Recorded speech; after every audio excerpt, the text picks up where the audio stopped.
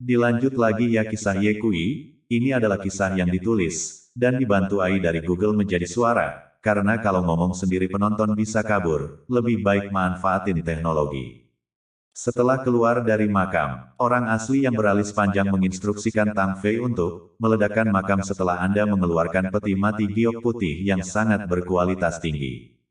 Kenapa begitu? Tang Fei tidak mengerti. Alis panjang berkata, ini adalah makam leluhur keluarga naga, tidak perlu menyimpannya. Dao yang malang ingin memutus garis keturunan leluhur keluarga naga dan memotong kinya.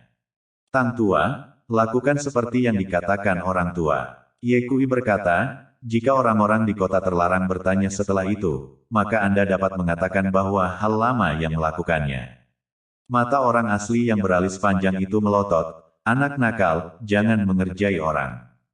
Ye Kui tertawa dan berkata, aku hanya bercanda, jangan dianggap serius. Tang Fei segera berkata, orang sungguhan, ada satu hal lagi yang saya butuhkan bantuan Anda. Alis panjang bertanya, apakah Anda berbicara tentang pohon pinus berusia 700 tahun? Tang Fei menganggukkan kepalanya. Masalah sepele, Taois yang malang akan memperbaikinya. Setelah realis alis panjang selesai berbicara, dia berjalan cepat ke pohon pinus berusia 7 abad dan membuang 7 jimat yang menyala satu demi satu. Tak lama kemudian, ketujuh pohon pinus itu terkubur dalam lautan api. Baiklah, masalah di sini sudah selesai. Anak nakal, ayo kita lanjutkan urusan kita. Kata pria sejati beralis panjang. Ye Kui menghela nafas dan bersiap untuk pergi dengan alam alis panjang. Tang Fei bertanya, Ye Kui, apa yang akan kamu dan orang sungguhan lakukan? Bisakah saya membantu? Sebelum Ye Kui bisa mengatakan apa-apa, Long Mei Zhen Zhen berkata, apa yang akan kami lakukan selanjutnya? Anda tidak perlu membantu, Anda hanya perlu membantu mengantarkan peti mati giok putih berkualitas tinggi itu ke Gunung Longhu. Ye Kui juga berkata, Tang tua, saya akan mencari ramuan berusia 1000 tahun, saya tidak membutuhkan bantuan Anda. Paman Guisan bertanya, Tuan Ye, bolehkah saya ikut dengan Anda? Ye Kui hendak mengatakan sesuatu ketika pria sejati beralis panjang itu menatapnya. Ye Kui mengerti dan berkata, Pak Tua, kamu tetap di sini, jika Tang Tua membutuhkanmu, ingatlah untuk membantunya. Ketika masalah di sini selesai, kamu kembali dan berkemas dan pergi ke Jiangsu untuk mencariku. Paman Guisan dengan hormat setuju, ya, Tuan Ye. Tang Tua, kami akan pergi, jaga dirimu baik-baik. Ye Kui menepuk pundak Tang Fei, lalu menghilang ke pegunungan dengan realitas alis panjang. Di jalan, realis alis panjang bertanya, anak nakal, apakah kamu bingung mengapa aku tidak membiarkanmu membawa orang tua itu bersamamu? Ye Kui berkata, kamu pasti punya niat sendiri untuk melakukannya. Orang asli beralis panjang itu mengangguk sedikit dan berkata, kamu tidak bisa waspada terhadap orang lain. Kamu baru saja membawa orang tua itu, jadi kamu harus tetap berhati-hati dan tidak menceritakan semuanya. Ye Kui sedikit terkejut, kamu mencurigainya. Alis panjang menggelengkan kepalanya, aku tidak curiga. Hanya saja apa yang akan kita lakukan adalah masalah besar, semakin sedikit orang yang mengetahuinya semakin baik. Masalah ini adalah masalah 1000 tahun Ki dari Gunung Harimau Naga kita, jadi kita tidak boleh ceroboh. Jika itu bukan seseorang yang dipercaya oleh Dao Yang Malang tidak akan membiarkannya tahu. Selain itu, dia agak lemah, jika ada bahaya, kita berdua harus menjaganya, tidak perlu membawa beban. Ye Kui tidak bisa menahan rasa ingin tahu dan bertanya, benda tua, apa yang sebenarnya kamu lakukan di timur laut kali ini? Orang sungguhan beralis panjang itu tersenyum misterius, hei, Taois yang malang tidak akan memberitahumu untuk saat ini. Sial, masih saja menyuruhku pergi, iya. Ye Kui mendengus dingin dan bertanya, kemana selanjutnya? Jangan banyak bertanya, ikuti saja aku. Alis panjang berkata dan memimpin jalan. Ye Kui mengikuti di belakangnya. Mereka berdua berada di tengah-tengah pegunungan dan hutan, terbang ke depan. Mereka berada di daerah terlarang di pegunungan Changbai, yang merupakan hutan purba dengan pepohonan purba di sekelilingnya. Saat mereka berjalan, tiba-tiba, Chang Mei yang asli, yang memimpin perjalanan, berhenti di tengah jalan. Kenapa kamu tidak berjalan? Ye Kui bertanya. Pria sejati alis panjang berbalik dan menatap Ye Kui dan berkata dengan senyum panas, "Anak nakal, apakah kamu ingin makan cambuk harimau?" Ye Kui meregangkan kepalanya dan menemukan pohon kuno yang lebat 50 meter di depan, di mana seekor harimau timur laut berbaring telentang, tidur nyenyak. Harimau timur laut itu sangat besar, panjangnya sekitar 2 meter, dengan garis-garis hitam di sekujur tubuhnya, dan kepala bulat besar dengan beberapa garis horizontal hitam di dahinya, menyerupai kata "Raja". "Apa? Anda ingin membunuhnya?" Ye Kui bertanya. Alis panjang berkata sambil tersenyum, "Saya belum pernah makan cambuk harimau liar sampai saya setua ini." Ye Kui mengutuk dengan cara yang baik hati, "Cobalah, pantatku. Harimau timur laut adalah hewan yang dilindungi, jika kamu berani membunuhnya, kamu akan ditembak." Alis panjang tidak berpikir begitu, itu jauh di dalam hutan, bahkan jika kita membunuhnya, tidak ada yang akan tahu. Aku bilang, harimau itu penuh dengan harta karun. Kulit harimau, tulang harimau, daging harimau, cambuk harimau, cek cek cek. Orang asli yang beralis panjang itu mengatupkan bibirnya saat berbicara, mulutnya berair. "Saya menyarankan Anda lebih baik menghilangkan ide ini." Ye Kui berkata dengan suara dingin, "Angkat kepalamu 3 kaki dan ada dewa. Kamu adalah orang dari luar partai, jangan berburu makhluk hidup sesuka hati, agar tidak mempengaruhi Dao. Yo, kamu tahu bahwa kamu membantuku, kamu punya hati nurani." Pria sejati beralis panjang itu berkata sambil tersenyum, "Kamu pikir aku tidak tahu bahwa harimau timur laut adalah hewan yang dilindungi? Aku hanya bercanda denganmu, tapi..." "Tapi apa?" Ye Kui bertanya. Orang sungguhan beralis panjang berkata, "Seperti kata pepatah, harimau dan naga adalah tempat yang berharga. Harimau ini melingkar di sini, jadi kupikir pasti ada harta karun di bawah pohon kuno itu." "Anak nakal, kamu percaya atau tidak?" Ye Kui tidak percaya pada kata-kata Long Mei dan berkata dengan jijik, "Harta karun macam apa yang bisa ada? Pergi saja dan lihatlah." Setelah orang sungguhan beralis panjang selesai berbicara, dia berjalan menuju harimau timur laut dengan langkah besar.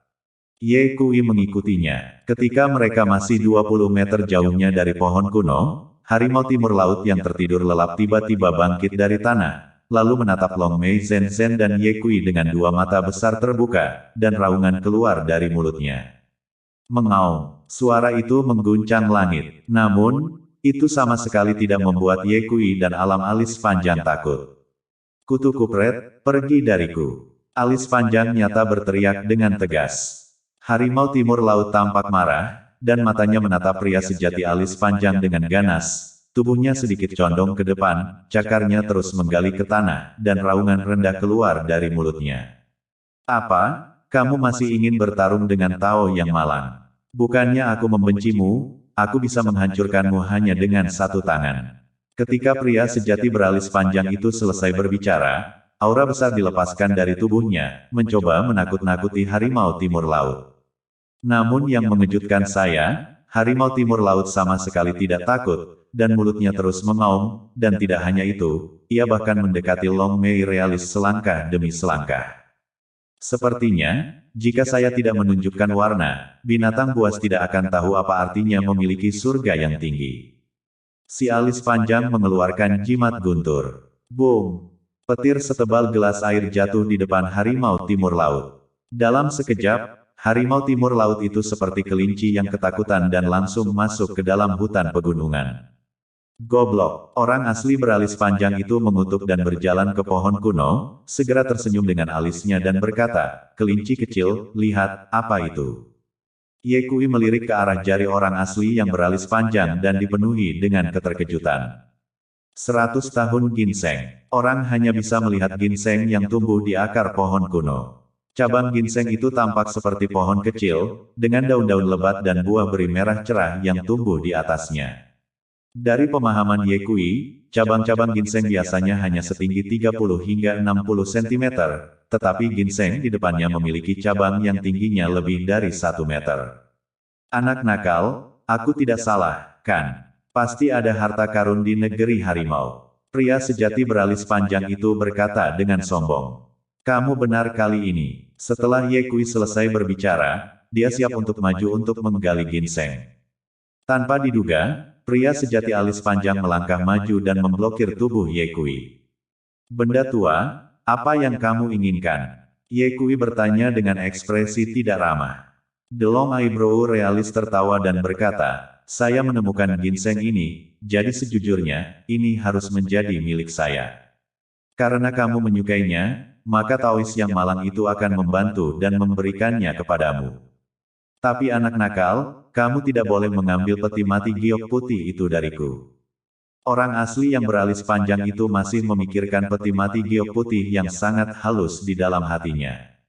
Hentikan omong kosong ini dan minggirlah dariku. Begitu Ye Kui mendorong pria sejati alis panjang, dia mulai menggali ginseng. Timur laut ditutupi dengan tanah hitam, dan jenis tanah ini lembut dan mudah digali. Tetapi meskipun demikian, Ye Kui membutuhkan waktu 10 menit untuk menggali ginseng. Ketika seluruh ginseng muncul di depannya, Ye Kui tidak bisa menyembunyikan kegembiraannya dan wajahnya menunjukkan kegembiraan yang luar biasa. Aku tidak menyangka, ginseng berusia 500 tahun. Aku benar-benar telah menggali harta karun kali ini. Orang asli beralis panjang itu memandangi ginseng, yang lebih tebal dari lengan Ye Kui, dan merasakan rasa sakit pada daging. Dia telah lama melihat bahwa ginseng ini setidaknya berusia 100 tahun, tetapi dia tidak pernah menyangka bahwa itu sebenarnya berusia 500 tahun. Menurut harga pasar saat ini, ginseng berusia 500 tahun setidaknya lebih dari 100 juta dolar, untuk memberikannya begitu saja, aku benar-benar bodoh. Orang asli yang beralis panjang itu sangat menyesal sehingga ususnya membiru dan dia ingin menamparkan dirinya sendiri. Ye Kui menyimpan ginseng, memandang pria sejati alis panjang yang tertekan dan berkata sambil tersenyum, Pak Tua, lain kali Anda melihat harta karun, ingatlah untuk membiarkan saya menggalinya lagi. Lebih baik jika dia tidak mengatakannya, tetapi begitu dia mengatakan itu, pria sejati alis panjang sangat marah sehingga wajahnya berubah menjadi hijau. Sialan, tidak tahu malu. Orang asli beralis panjang mengutuk dan melanjutkan perjalanannya. Mereka baru berjalan beberapa puluh langkah ketika tiba-tiba, sebuah jeritan menyedihkan datang dari hutan pegunungan di depan. Mencicit, si alis panjang berkata saat dia berhenti di jalurnya, sepertinya ada situasi di depan. Ayo pergi dan lihatlah, kata Ye Kui, dan sosoknya berkedip-kedip. Alis panjang mengikuti dari belakang. Segera, keduanya melihat harimau timur laut yang tadi lagi. Anak monyet itu masih sangat kecil, baru berusia beberapa bulan, dan tidak bisa menahan gigitan harimau dewasa. Tidak jauh dari situ, ada selusin monyet lain yang sedang terburu-buru, tidak berani mendekat. Ye Kui hendak naik untuk menyelamatkan anak monyet itu, tetapi dihentikan oleh realis alis panjang. Apa yang terjadi di sekitar datang, yang lemah memakan yang kuat, ini adalah hukum alam yang abadi, jangan ikut campur. Kata orang sungguhan beralis panjang. Ye Kui berkata, hukum apa atau tidak ada hukum, saya hanya tahu bahwa jika saya tidak melakukan sesuatu, anak monyet itu akan mati. Tetapi pria sejati beralis panjang itu berkata, anak nakal, jika kamu bisa menyelamatkannya sekali, bisakah kamu menyelamatkannya 2 kali? Aku tidak terlalu peduli, karena aku bertemu dengannya, itu berarti dia tidak boleh dibunuh. Setelah Ye Kui selesai berbicara, dia mengangkat tangannya dan mengirim pedang Ki. Swoosh! Ki pedang itu menyerempet kepala harimau timur laut. Harimau timur laut melompat ketakutan dan segera melepaskan anak monyet itu, menoleh untuk memelototi Ye Kui. Apa yang kamu lihat, pergilah. Ye Kui berteriak dalam-dalam, suaranya seperti guntur. Namun, harimau timur laut, yang merupakan raja hutan, tampaknya sangat marah dengan Ye Kui. Mengaum, harimau timur laut mengaum ke arah Ye Kui, mengguncang gunung dan hutan. Matanya menatap Ye Kui saat ia berjalan di tempat, matanya dipenuhi dengan cahaya ganas yang pekat. Apakah kamu tidak mendengar kata-kataku? Jika kamu tidak tersesat, hati-hati, aku tidak akan bersikap sopan padamu.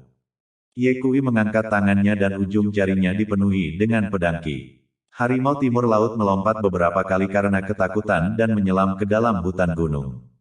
Alis panjang berkata dengan jijik, setidaknya kamu adalah raja hutan, mengapa kamu begitu tidak berguna, kamu telah ditakuti 2 kali. Meskipun dia binatang buas, dia tidak bodoh, dia tahu bahwa jika dia tidak lari dia akan dipukuli. Saat kata-kata Ye Kui jatuh, dia berjalan ke arah anak monyet itu. Tidak jauh dari situ, selusin monyet memandang Ye Kui, mulut mereka mengeluarkan suara, mencicit, dan wajah mereka bersinar dengan ganas. Ye Kui dapat melihat bahwa monyet-monyet ini khawatir Ye Kui akan melukai anak monyet itu. Saya tidak bermaksud jahat, jadi jangan khawatir. Ye Kui berjalan ke arah anak monyet itu dan melihatnya. Anak monyet itu telah digigit harimau dan cukup terluka, dengan banyak luka berdarah di tubuhnya. Anak monyet itu sekarang sangat lemah, terbaring di tanah tidak bisa bergerak, matanya menatap Ye Kui dengan rasa kasihan dan takut. Kamu beruntung bertemu denganku, kalau tidak kamu pasti sudah mati. Ye Kui berjongkok dan meletakkan telapak tangannya di atas kepala anak monyet itu, menyalurkan seutas ki sejati bawaan ke dalamnya. Seketika, semangat anak monyet itu jauh lebih baik, dan sorot mata Ye Kui penuh dengan rasa syukur. Jangan bergerak, aku akan mengobati lukanya untukmu. Ye Kui mengeluarkan jarum emas lain dan menancapkan beberapa jarum di tubuh anak monyet itu, diikuti dengan menggambar beberapa jimat untuk menghentikan pendarahan. Sekitar 3 menit berlalu, luka di tubuh anak monyet itu pun sembuh. Luka Anda sudah sembuh. Ye Kui mencabut jarum-jarum emas itu dan berdiri. Bocah monyet itu dengan cepat bangkit dari tanah dan kemudian melompat di tempat beberapa kali, seolah-olah dia merasakan luka di tubuhnya. Beberapa saat kemudian, anak monyet itu tiba-tiba berlutut di depan Ye Kui dan mengepalkan kedua cakarnya, melengkungkan tangannya ke arah Ye Kui seolah-olah dia berterima kasih padanya. Ye Kui terdiam sejenak, lalu berkata dengan penuh emosi, segala sesuatu memiliki roh, saya tidak pernah menyangka seekor monyet akan tahu bagaimana cara bersyukur. Alis panjang berkata, monyet adalah salah satu binatang yang paling cerdas. Ye Kui membelai kepala monyet itu dan menegur, ada banyak binatang buas di hutan gunung, hari ini kamu beruntung bertemu denganku, lain kali kamu mungkin tidak seberuntung itu, cobalah untuk lebih berhati-hati di masa depan dan jangan menjadi makanan bagi binatang buas itu. Anak monyet itu sepertinya mengerti kata-kata Ye Kui dan terus mengangguk-anggukkan kepala kecilnya. Kembalilah. Ye Kui melambaikan tangannya. Anak monyet itu dengan enggan kembali ke kelompok monyet, dan dalam sekejap, kelompok monyet itu menghilang ke dalam hutan pegunungan. Di tempat itu, hanya Ye Kui dan realis alis panjang yang tersisa. Hal lama, bagaimana kita pergi lagi? Ye Kui bertanya. Lanjutkan. Begitu kata-kata pria sejati beralis panjang itu jatuh, sekelompok suara, mencicit, terdengar dari dalam hutan gunung. Tidak lama kemudian, sekelompok monyet dari sebelumnya kembali. Anak monyet kecil itu memegang tabung bambu dan dengan hormat menyerahkannya kepada Ye Kui. Untukku, Ye Kui bertanya. Anak monyet itu menganggukkan kepalanya dengan penuh semangat. Ye Kui mengambil tabung bambu itu dan menemukan sebuah bola daun bambu yang terisi penuh di dalamnya. Ye Kui menarik daun bambu itu dengan paksa, dan seketika, wajahnya penuh dengan keterkejutan. Ini adalah wajah Ye Kui terkejut. Setelah dia merobek daun bambu, aroma wine yang kuat tercium dari dalam tabung bambu. Ye Kui melihat ke bawah dan melihat bahwa anggur itu berwarna hijau dan dipenuhi dengan aroma kiwi. Apakah ini anggur monyet? Ye Kui tidak lagi ragu-ragu dan langsung meminum semua anggur di dalam tabung bambu dalam satu tegukan. Arak tersebut masuk ke tenggorokannya dengan aroma yang manis dan lembut. Ye Kui telah meminum Mautai yang berusia 50 tahun, dan Wu Liangye selama 30 tahun, yang keduanya sudah merupakan wine terbaik, tetapi dibandingkan dengan Monkey's Wine, baik aroma maupun rasanya sangat jauh berbeda. Tidak hanya itu, dengan pengetahuan Ye Kui tentang anggur, ia dapat menyimpulkan bahwa anggur monyet setidaknya berusia 100 tahun. Ye Kui mengerucutkan bibirnya, tidak cukup minum. Anak nakal, simpan beberapa untukku. Alis panjang nyata berteriak sebagai renungan, dengan cepat merebut tabung bambu dari tangan Ye Kui dan memiringkan kepalanya ke belakang untuk menuangkannya ke dalam mulutnya. Setetes, 2 tetes, tidak ada lagi. Alis panjang nyata adalah seorang pencinta anggur. Setelah mencicipi beberapa tetes minuman keras, dia menunjuk ke arah Ye Kui dan mengumpat, "Anggur yang begitu enak, beraninya kau meminumnya sendirian. Aku ingin membuatmu terbunuh." Ye Kui tertawa dan berkata, "Bunuh aku. Kamu coba. Coba saja," kata alis panjang, menarik lengan bajunya. Tampak seolah-olah dia benar-benar ingin bertarung dengan Ye Kui. Ye Kui menangis dan tertawa, "Hal lama, apakah persahabatan kita tidak sebagus anggur kecil? Kamu tidak tahu apa-apa." Pria sejati alis panjang berkata, 100 tahun anggur monyet, tidak dapat ditemukan. Terutama anggur monyet yang diseduh secara liar seperti ini, entah itu rasa atau aromanya, itu adalah cawan suci anggur. Selain itu, meminum arak monyet memiliki banyak efek lain, seperti menghilangkan rasa lelah, mengencangkan ginjal dan memperkuat yang, serta meningkatkan kultivasi. Saat itu, Ye Kui tiba-tiba menyadari bahwa pori-pori di seluruh tubuhnya terbuka dan rasa lelahnya hilang. Segar dan segar, benda tua, sepertinya kamu benar, anggur kera benar-benar enak. Ye Kui kagum. Sial, kutu kupret kecil tak berperasaan, kamu bahkan tidak menyimpan sedikit pun untukku, Dao yang malang benar-benar ingin merobekmu. Realis alis panjang mengumpat di bawah napasnya. Ye Kui menyerahkan tabung bambu itu kembali ke anak monyet itu dan bertanya, "Apakah masih ada arak monyet yang tersisa?" Anak monyet itu mengangguk dengan penuh semangat. "Bisakah kamu memberiku lebih banyak lagi?" Ye Kui bertanya. Anak monyet itu mengangguk, lalu berdiri dan memegang kaki celana Ye Kui dengan satu kaki, memberi isyarat agar Ye Kui mengikutinya. "Benda tua, jangan marah, ayo minum." Ye Kui mengikuti sekelompok monyet dan berjalan lebih dalam ke hutan gunung. Segera, aroma buah persik kiwi yang kuat mengepul ke lubang hidungnya. Setelah berjalan beberapa ratus meter, di depan mata Ye Kui, sebuah area besar buah kiwi liar muncul. Buahnya berlimpah. Setiap kiwi berukuran sebesar piring sayur, dengan berat setidaknya 2 hingga 3 kati. Sudah menjadi rahasia umum bahwa kiwi yang dijual di pasar, bahkan yang terbesar sekalipun, hanya sebesar telur angsa. Adapun buah kiwi liar bahkan lebih kecil lagi, seukuran telur. Ye Kui sangat terkejut dan bertanya, "Mengapa buah kiwi ini begitu besar?" Alis panjang menjawab, "Seperti yang saya katakan sebelumnya, Gunung Changbai adalah urat nadi naga, yang hidup dan kondusif untuk pertumbuhan tanaman, dan dengan tanah hitam yang subur, tidak mengherankan jika buah kiwi yang begitu besar dihasilkan." Ye Kui menghela nafas, "Timur laut benar-benar harta karun." "Omong kosong. Aku tidak akan datang ke sini jika itu bukan harta karun." Alis panjang mendesak Ye Kui, "Tanyakan pada monyet itu di mana anggur monyet itu." Ye Kui bertanya pada monyet itu, "Di mana anggur monyet itu?" Anak monyet itu membawa Ye Kui ke bawah pohon kuno dan menunjuk ke pohon itu. "Di atas sana," Ye Kui bertanya. Anak monyet itu menganggukkan kepalanya. Tubuh Ye Kui berayun ke atas dan mendarat dengan ringan di sebuah dahan, matanya melihat sekeliling dan segera melihat sebuah lubang setinggi setengah meter di pohon di atas batang pohon yang lebat. Dengan sapuan mata surgawinya, Ye Kui menemukan ratusan tabung bambu tersembunyi di dalam lubang pohon. "Sial, begitu banyak." Ye Kui dengan cepat mengeluarkan selusin tabung bambu dan melemparkannya ke alam alis panjang. "Andalkan anakmu untuk memiliki hati nurani." Pria sejati alis panjang tersenyum dengan cemberut, mencabut daun bambu dan meneguknya. "Kurangi minum, jangan sampai mabuk," Ye Kui mengingatkan. Pria sejati alis panjang mengabaikannya dan meminum selusin pot dalam satu tegukan sebelum wajahnya memerah dan dia duduk di tanah sambil berlutut. Segera, gumpalan asap putih naik dari atas kepalanya, dan auranya berangsur-angsur naik.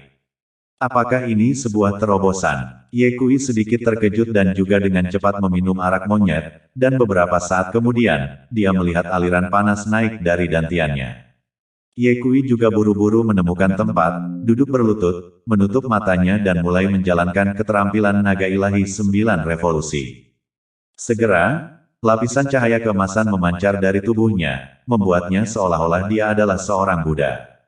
Ketika sekelompok monyet melihat ini, mereka buru-buru berlutut dan menyembah Ye Kui, mengira dia adalah dewa. Setengah jam berlalu, Ye Kui membuka matanya dan sedikit kecewa di dalam hatinya. Meskipun dia telah mengembangkan beberapa kungfu setelah meminum anggur monyet, dia belum membuat banyak terobosan, dan baik ki sejati bawaan dan keterampilan naga suci 9 belokannya tetap stagnan. Ye Kui memutar kepalanya dan menemukan bahwa alis panjang nyata masih berkultivasi. Dia menunggu di tempat selama hampir 1 jam lagi sebelum manusia sejati alis panjang berhenti. Ye Kui jelas merasa bahwa aura pada pria sejati alis panjang telah menjadi lebih kuat. Hahaha, Dao yang malang telah menerobos.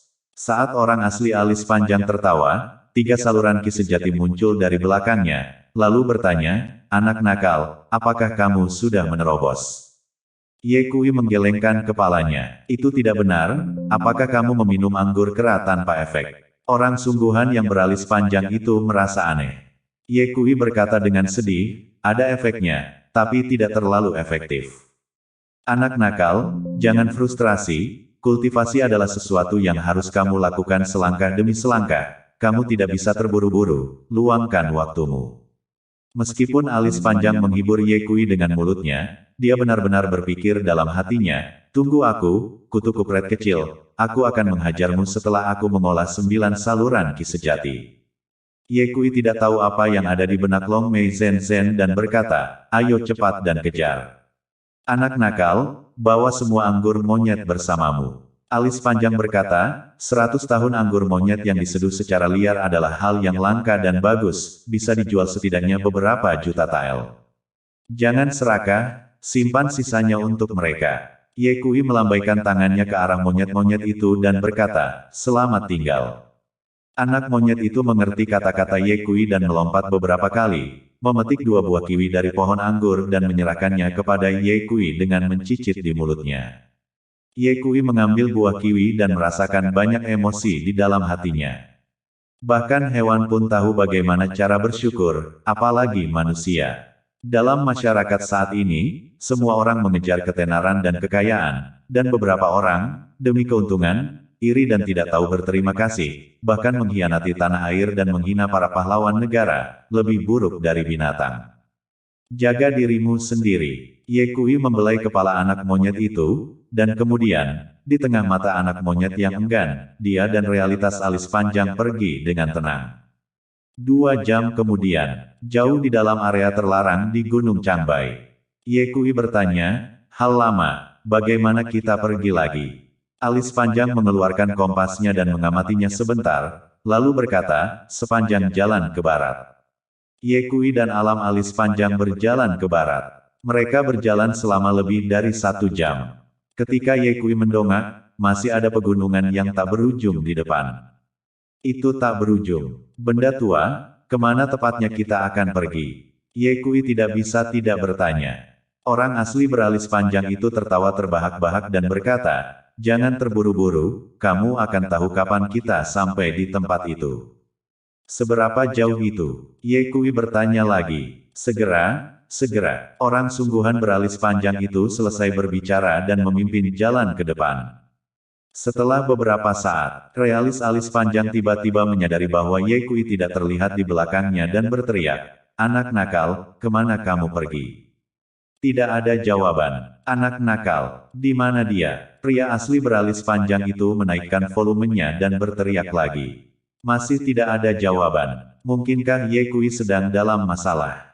Wajah orang sungguhan yang beralis panjang itu berubah menjadi serius dan berbalik untuk mencari Ye Kui, sambil berjaga-jaga dengan hati-hati.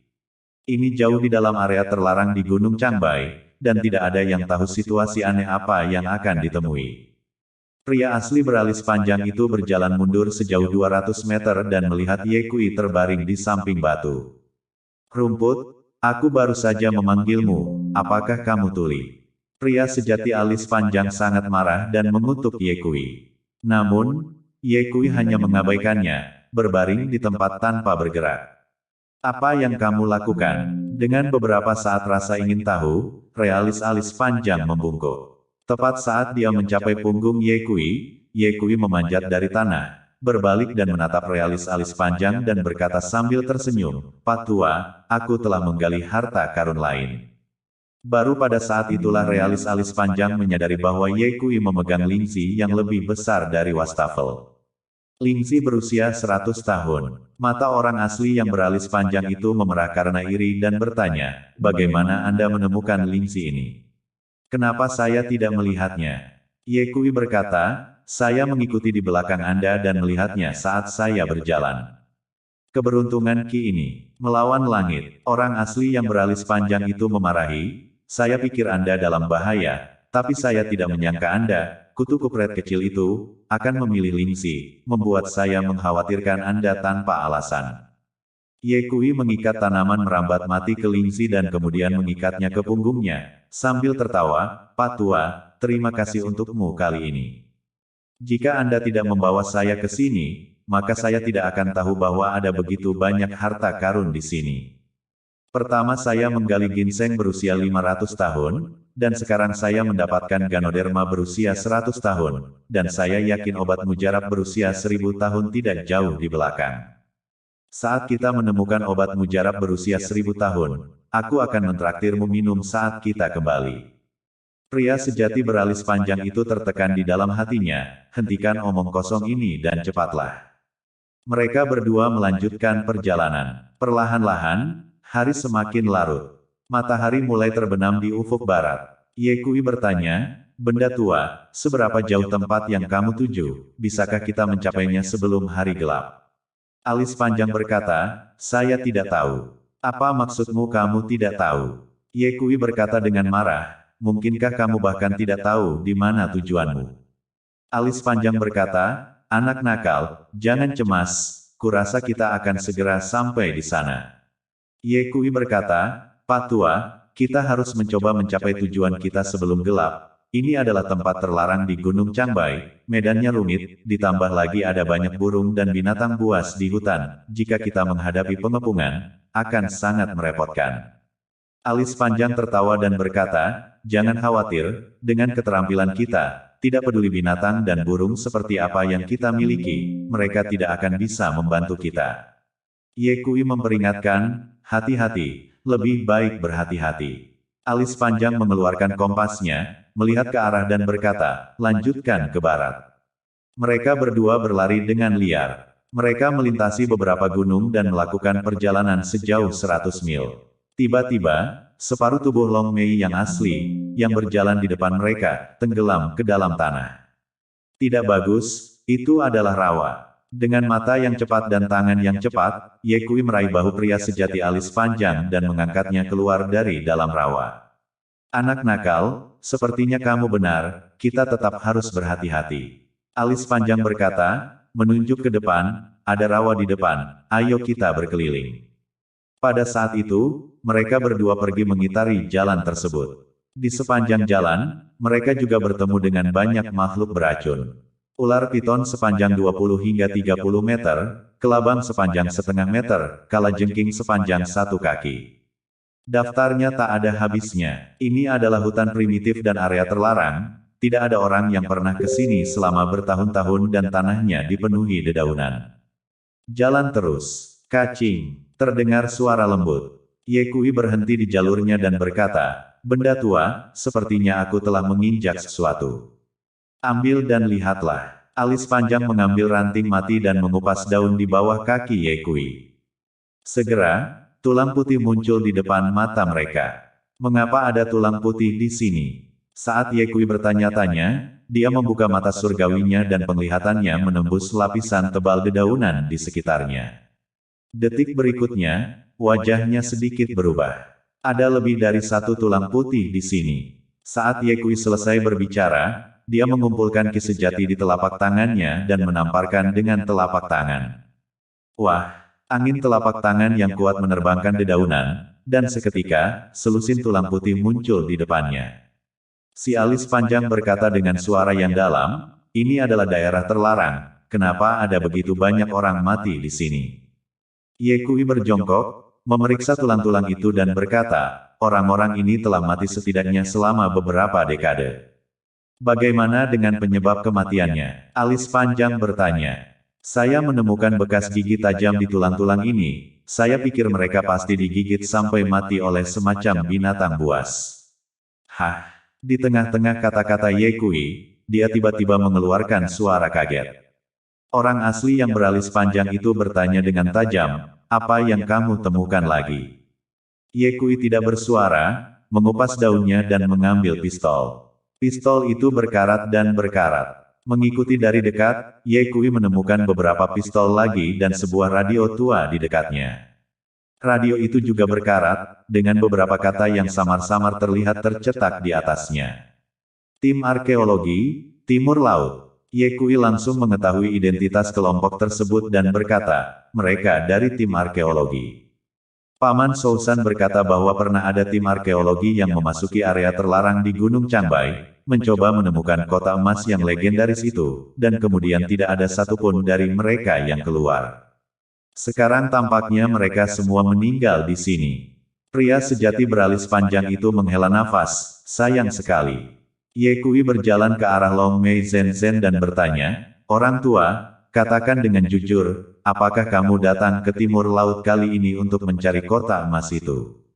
Alis panjang mengalihkan pandangannya dan berkata, pendeta Tao yang malang adalah orang asing, mengapa kamu mencari kota emas? Ye Kui sekilas tahu bahwa benda tua itu berpikiran lemah, jadi dia tidak mengungkapkannya dan berkata, karena tim arkeologi nasional telah datang ke sini, itu berarti kota emas kemungkinan besar ada. Saya juga ingin melihat seperti apa kota emas itu. Alis panjang berkata, kalau begitu tunggu apa lagi, ayo cepatlah. Mereka berdua melanjutkan perjalanan. Saya tidak tahu berapa lama mereka berjalan, tetapi malam itu gelap, bulan tinggi, dan dalam kesunyian pegunungan dan hutan, beberapa teriakan hewan liar bisa terdengar dari waktu ke waktu. Benda tua, berapa lama lagi kita harus berjalan? Ye Kui bertanya. Segera-segera, saat orang asli beralis panjang itu berbicara, dia mengeluarkan kompasnya dan tiba-tiba menemukan bahwa jarum di atas kompas berputar begitu cepat sehingga dia tidak bisa berhenti. Apa yang terjadi? Jantung orang asli yang beralis panjang itu tenggelam. Pada saat itu, suara rendah Ye Kui terdengar di samping telinganya. Pak Tua, jangan bersuara, lihat ke depan. Orang asli yang beralis panjang itu mendongak dan pupil matanya tiba-tiba tertutup. 80 meter di depan, ada sebuah batu besar, dan pada saat itu, di atas batu tersebut, berdiri seekor musang setinggi setengah meter. Bulu musang itu berkilau dan tidak ada sehelai rambut pun yang tersesat di sekujur tubuhnya, dan yang terlihat hanyalah kedua cakarnya yang menyatu dan sedang menyembah bulan. Sungguh hormat dan saleh. Chang Mei Zhen tidak bisa tidak memikirkan catatan dalam buku-buku kuno Gunung Longhu, seekor musang yang menyembah bulan beruntung bisa bertemu dengannya. Mungkinkah kali ini, dia benar-benar bisa menemukan apa yang diinginkannya? Senyum di wajahnya bengkok. Setelah musang itu menyembah bulan, ia melompat turun dari atas batu dan segera menghilang tanpa jejak. Ye Kui menoleh dan menemukan bahwa alis panjang tersenyum, jadi dia bertanya, Pak Tua, apa yang kamu tersenyum? Hehehe, pria sejati beralis panjang itu tertawa. Ye Kui menambahkan, ini adalah pertama kalinya saya melihat musang sebesar itu. Orang asli beralis panjang itu berkata, musang itu takut karena telah hidup selama bertahun-tahun, jika terus seperti ini, mungkin akan menjadi roh. Ye Kui juga telah mendengar bahwa beberapa binatang meningkatkan daun mereka dengan menyerap esensi matahari dan bulan, dan ketika mereka mencapai tahap tertentu, mereka dapat berubah menjadi manusia. Tentu saja, ini semua adalah legenda. Benda tua, seberapa jauh lagi tempat yang akan kita tuju? Ye Kui bertanya. Sebentar lagi segera, orang sungguhan beralis panjang itu melihat ke arah kompas dan menemukan bahwa jarum kompas masih berputar tanpa henti tanpa ada tanda-tanda berhenti sama sekali. Ye Kui tidak puas dan berkata, kamu terus mengatakan sudah hampir sampai, tapi kita sudah berjalan begitu lama, kenapa kita belum sampai juga? Alis panjang mengambil kompas dan mencari arah, tetapi jarumnya terus berputar, sehingga tidak mungkin baginya untuk mengatakannya. Ye Kui mau tidak mau bertanya lagi, benda tua, kemana kita pergi kali ini? Kolam surgawi. Alis panjang berseru, kolam surgawi. Ye Kui tertegun, lalu dia sangat marah dan mengutuk, sudah kali ini, dan kamu masih berbohong padaku.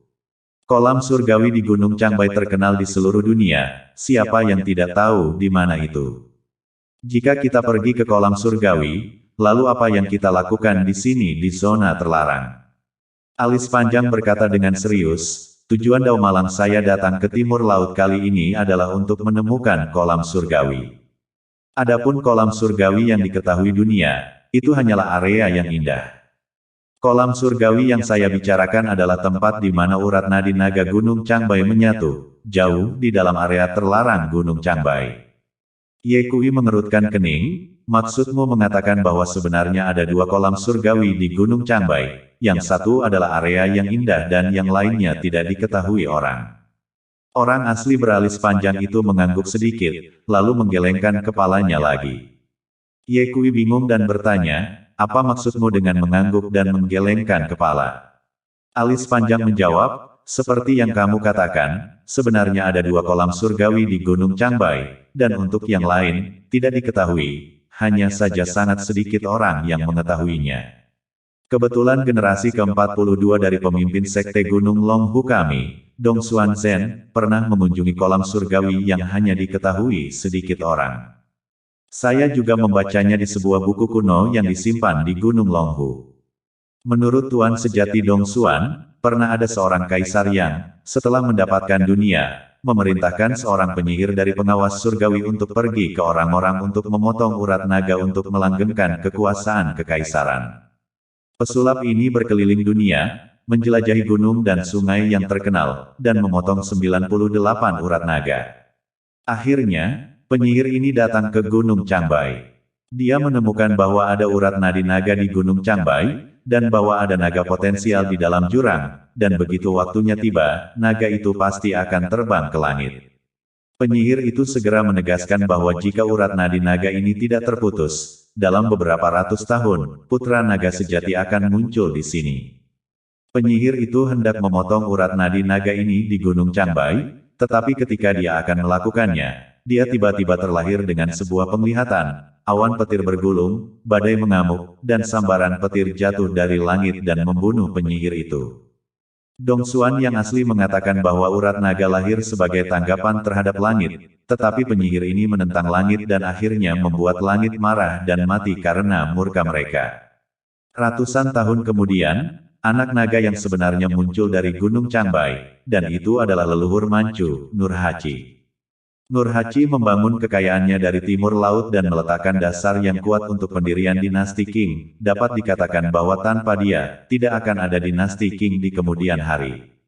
Ye Kui bahkan lebih bingung dan bertanya, apa hubungannya dengan Tianqi yang Anda cari? Jangan terburu-buru, anak nakal, dengarkan Dao yang malang dan ceritakan perlahan. Alis panjang berkata, setiap pemimpin sekte di Gunung Longhu adalah Master Dao yang ahli dalam seni ajaib. Anda akan tahu ini dari melihat saya. Memalukan, Ye Kui memarahi tanpa ampun. Seolah-olah dia tidak mendengar kata-katanya, Long Mei Zhen Zhen melanjutkan, setiap Master sekte Gunung Longhu kami yang berturut-turut memiliki keahlian masing-masing. Misalnya, Master Sekte generasi kedua pandai menggambar jimat, Master generasi ketiga pandai Kimen Dun Jia, dan Master generasi keempat pandai ilmu pedang. Adapun saya pandai perhitungan ilahi Tianji. Petik 2. Ye Kui tidak sabar, benda tua, kamu tidak menaruh emas di wajahmu, cepatlah dan katakan Dong Xuan orang sungguhan. Orang asli alis panjang tertawa. Orang asli Dong Xuan adalah seorang penyihir, dia pandai dalam geomancy Feng Shui. Dia telah berkeliling gunung dan sungai yang terkenal, mencari urat naga, dan juga mendengar kisah penyihir yang memotong urat naga, jadi, dia datang ke Gunung Cangbai. Menurut Dong Xuan yang asli, dia melihat kolam surgawi jauh di dalam pegunungan Cangbai. Kolam surgawi ini terletak di puncak gunung yang sunyi dan sangat ajaib. Dia juga mengatakan bahwa kota emas terletak di dasar kolam surgawi. Realis alis panjang menambahkan, realis Dong Xuan juga mengatakan bahwa ada harta karun yang sangat banyak di kota emas, dan jika kita di Gunung Longhu mendapatkannya, pasti akan menjadi mulia selama 10.000 tahun. Apakah itu benar? Ye Kui sedikit tidak yakin dan berkata, karena Dong Xuan yang asli pernah ke kota emas, mengapa dia tidak membawa harta karun itu bersamanya?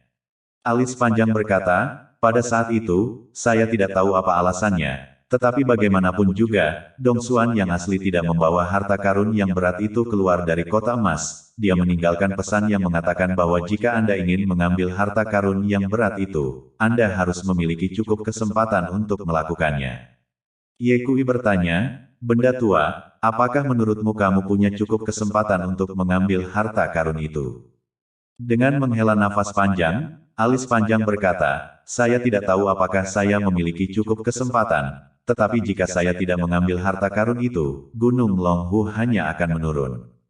Di usiaku, aku tidak punya banyak waktu tersisa. Sebelum aku mati, aku harus membawa harta karun itu keluar dari kota emas, sehingga Gunung Harimau Naga bisa mendapatkan kembali kejayaannya.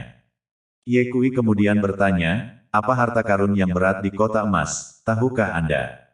Alis panjang menggelengkan kepalanya, aku tidak tahu. Sial, kamu tidak tahu apa-apa, kamu tidak takut dibohongi. Ye Kui menasihati, Pak Tua, dengarkan aku, semakin besar harapan, semakin besar kekecewaan, turunkan sedikit harapanmu. Apakah menurutmu apa yang dikatakan Dong Xuan Sen tidak benar? Alis panjang menggelengkan kepalanya, dia tidak akan berbohong. Aku yakin pasti ada harta karun besar di kota emas. Ye Kui melirik kompas di tangan alis panjang, jarumnya berputar dengan cepat, dan bertanya, bagaimana sekarang? Jangan khawatir, Dao yang malang punya caranya sendiri. Realis alis panjang menyimpan kompas dan mengeluarkan cangkang kura-kura dari dalam lengan bajunya. Dari dalam borgol jubah tahunnya, pria bermata panjang ini mengeluarkan cangkang kura-kura dan memegangnya di telapak tangannya. Ye Kui memperhatikan bahwa cangkang kura-kura itu berbintik-bintik, putih hitam, dengan 8 trigram terukir di atasnya, yang sekilas merupakan objek umur panjang. Apa yang diinginkan benda tua itu? Ramalan. Ye Kui baru saja memikirkan hal ini ketika dia melihat alis panjang memegang cangkang kura-kura dengan kedua tangan dan mengguncangnya. Suara denting terdengar dari dalam cangkang. 10 detik kemudian, ketiga koin itu jatuh ke tanah dalam bentuk zigzag. Bagaimana? Ye Kui bertanya. Realis alis panjang menyimpan koin perunggu dan cangkang kura-kura dan berkata dengan gembira, pertanda baik yang luar biasa. Mendengar kata-kata ini, wajah Ye Kui berubah menjadi hijau. Dia sangat mengenal Long Mei, benda tua ini sangat tidak bisa diandalkan, ramalannya tidak pernah akurat, pada dasarnya dia harus mendengarkannya dengan cara lain. Jika Chang Mei Zhen mengatakan itu adalah pertanda baik yang besar, maka kemungkinan besar itu adalah pertanda buruk yang besar. Pergi, pria sejati alis panjang maju ke depan. Ye Kui mengikuti di belakang pria sejati alis panjang, tangan kanannya diam-diam mengepal, siap untuk berjaga-jaga dari bahaya yang mungkin timbul. Seperti yang diharapkan, mereka baru berjalan sejauh 2 mil ketika mereka bertemu dengan serigala liar. Serigala itu sangat besar, panjangnya lebih dari 2 meter dan menyerupai macan tutul. Benda tua, apakah ini pertanda besar keberuntungan yang kamu bicarakan? Ye Kui mencibir. Orang asli yang beralis panjang itu tertawa dan berkata, serigala liar hanyalah serigala liar, tidak ada yang perlu dikhawatirkan. Ye Kui berkata, sejauh yang saya tahu, serigala hidup berkelompok dan biasanya tidak berjalan sendirian, mungkin ada sekawanan serigala di sini.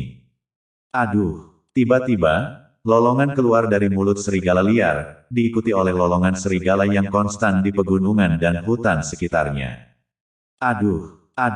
Alam beralis panjang itu memutar kepalanya dan menemukan garis-garis cahaya hijau dingin yang tak terhitung jumlahnya muncul di hutan pegunungan tidak jauh dari sana.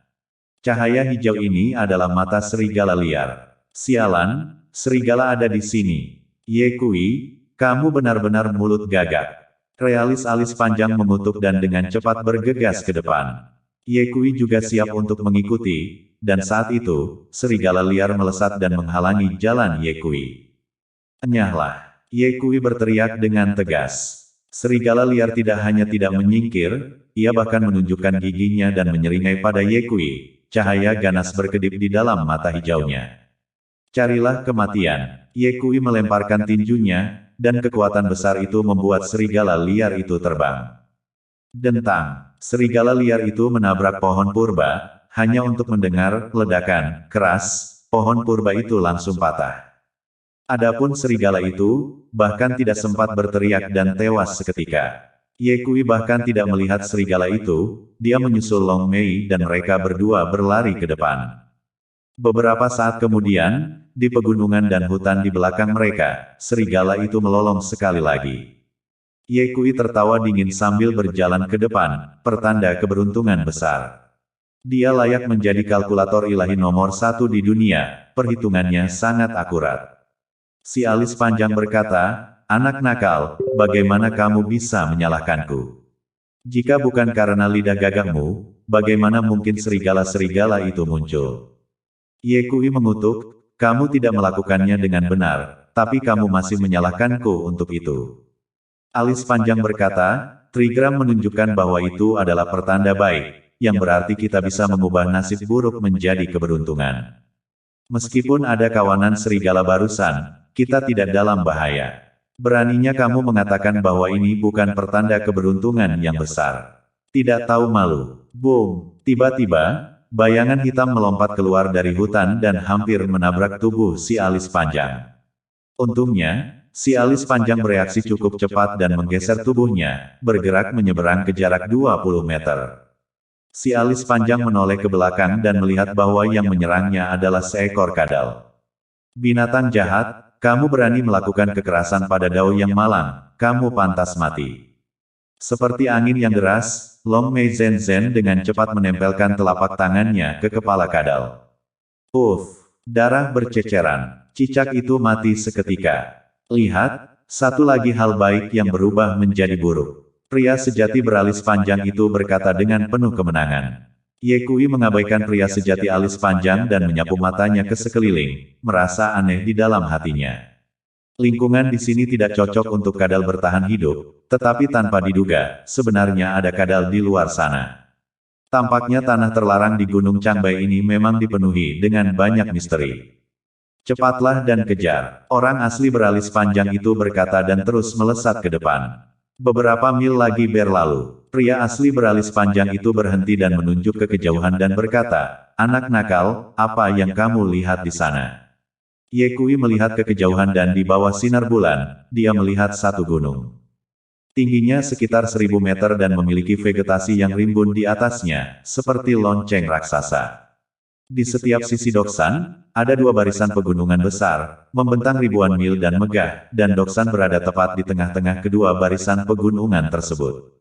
Siapapun yang dikuburkan di atas Doksan pasti akan menjadi anak naga sejati. Kolam surgawi yang disebutkan oleh Dong Xuan, seharusnya berada di atas Gunung Dusu. Anak nakal, saya meramal sebuah trigram sebelumnya dan itu menunjukkan pertanda yang sangat menguntungkan, sekarang Anda percaya, bukan? Ye Kui tidak mau berbicara omong kosong dengan benda tua ini dan berkata, cepatlah. Pergi. Orang sungguhan beralis panjang itu berlari keluar seperti kilat. Ye Kui mengejarnya. Dalam waktu singkat, keduanya tiba di depan Dusan. Orang asli yang beralis panjang itu memandang Dusan, lalu berkata dengan mata pencuri, anak nakal, mari kita bahas suatu masalah. Melihat ekspresi wajahnya, Ye Kui tahu bahwa benda tua ini tidak memiliki niat baik. Ye Kui meningkatkan kewaspadaan di dalam hatinya dan bertanya, apa yang ingin kamu diskusikan denganku? Alis panjang berkata, untuk menghidupkan kembali kejayaan Gunung Harimau Naga, saya akan pergi ke kota emas untuk mencari harta karun yang berat, jadi bantu saya untuk mendapatkannya. Ye Kui bertanya, lalu apa? Alis panjang berkata, kalau begitu bantu aku mengangkut kota emas keluar. Untuk apa kamu membutuhkan kota emas? Ye Kui bingung. Alis panjang berkata dengan senyum memanas, pikirkanlah. Berapa harga sebuah kota yang terbuat dari emas bisa dijual? Dengan uang ini, aku bisa membangun kembali Gunung Harimau Naga. Bukankah itu bagus? Ye Kui menyapu pandangan dingin ke arah realis alis panjang dan memarahi. Aku benar-benar tidak melihat bahwa kamu cukup jelek, tapi kamu berpikir cukup indah. Orang asli alis panjang tidak marah dan tersenyum. Tentu saja, kamu sudah lama mengenal Dao yang malang. Kamu juga harus tahu bahwa Dao yang malang selalu penuh kasih sayang dan benar, dan tidak akan membiarkan teman-temannya menderita dalam hal apapun. Selama kamu membantuku melakukan apa yang aku katakan, Dao yang malang tidak akan pernah membiarkanmu melakukannya dengan sia-sia. Untuk membalasnya, Dao yang malang bersumpah bahwa aku akan membantumu menyembuhkan Su Luzang terlepas dari apakah aku bisa menemukan ramuan 1000 tahun atau tidak. Ye Kui sama sekali tidak percaya pada omong kosong realitas alis panjang, tidak ada yang tahu lebih baik darinya seperti apa kondisi Su Luzang, hanya obat spiritual berusia 1000 tahun, atau tubuh 9 yang dapat menyelamatkan nyawa Su Luzang. Ye Kui tidak ingin membicarakan topik ini dan mengingatkan, hal lama, jangan berpikir terlalu cerah, mungkin kita akan bertemu dengan beberapa bahaya lain. Anak nakal, jangan khawatir, trigram itu menunjukkan pertanda baik yang besar, percayalah, kita tidak akan menemui bahaya lagi. Belum terlambat, ayo kita naik ke atas gunung. Dengan raut wajah penuh percaya diri, pria sejati beralis panjang itu menyelesaikan pidatonya dan berbalik untuk mendaki gunung. Tak disangka, dia baru saja melangkah masuk ke dalam hutan ketika dia jatuh tersungkur ke tanah, mulutnya berbusa. Tanda keberuntungan yang besar, hanya itu saja. Ye Kui tercengang dan melirik ke bawah ke realitas alis panjang. Dia hanya melihat bahwa pria sejati alis panjang telah jatuh ke tanah, tubuhnya kaku dan tidak bisa bergerak, wajahnya membiru dan mulutnya berbusa. Sekilas, Ye Kui bisa melihat bahwa realitas alis panjang telah diracuni dengan racun. Long Mei yang asli berkata kesakitan, anak nakal, selamatkan aku, selamatkan aku. Ye Kui tidak segera menyelamatkan orang asli yang bermata panjang itu, tetapi berkata sambil tersenyum, orang tua, bukankah Trigram mengatakan bahwa itu akan menjadi keberuntungan, kamu akan baik-baik saja dalam beberapa saat. Orang sungguhan dengan alis panjang cemas dan marah, anak nakal kecil, jangan ucapkan kata-kata keren, cepat selamatkan aku, Dao yang malang belum mau mati. Ye Kui mengulurkan satu jari. Apa maksudmu? Orang asli yang beralis panjang itu bingung. Ye Kui berkata, beri aku 100 juta, dan aku akan menyelamatkan hidupmu. Sial, orang asli alis panjang itu sangat marah sampai ingin mengumpat. Jangan bilang kamu tidak punya uang, kamu menjual 10 karakter pedang padaku, tapi kamu mendapat banyak uang dariku. Kata Ye Kui. Orang asli alis panjang berkata dengan marah, selamatkan aku akan memberimu uang ketika racunnya dipecahkan.